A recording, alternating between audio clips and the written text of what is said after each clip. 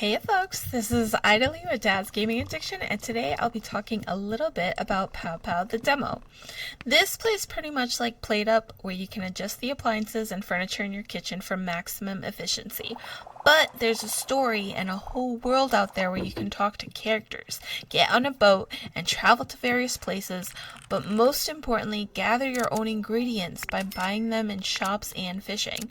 Now, this game really doesn't hold your hand, and a lot of it is going to be trial and error, and unfortunately, it's so darn frustrating, especially when you're trying to figure out how to make a dish and you run out of ingredients in the middle of service.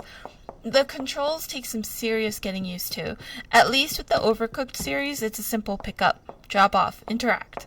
Even with PlateUp, the control scheme took a bit of getting used to, but it made sense after much repetition.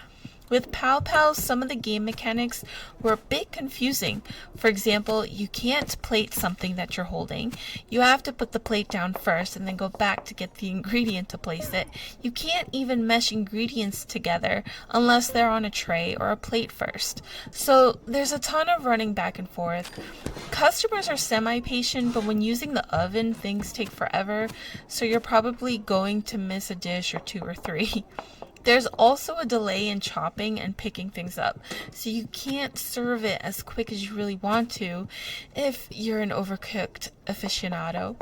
What is nice is that when doing an action in the kitchen, you don't need to hold it. It's just a one press button, and your character does that action, such as washing dishes or cutting veggies.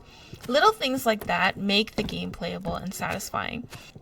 Actually, I burnt a whole pot of rice and it caught on fire, and I had to use the fire extinguisher to put it out. But I could still take the rice and plate it as normal. Man, that cracked me up, and I enjoyed that. It was funny, and while it was a slight obstacle, it isn't so detrimental to the service.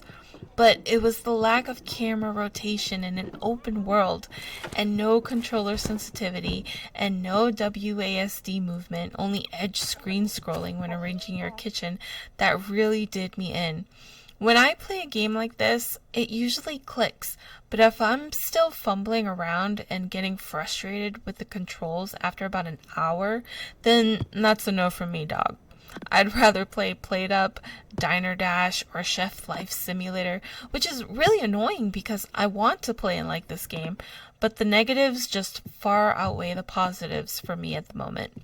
And because this is merely a demo, I cannot justify putting more time into this and bashing my head against the wall until my skull is nice and soft. However, if you can look past the lack of camera rotation, the fishing mini games, and a couple of questionable plating control mechanics, then you might want to give this demo a try to formulate your own opinion.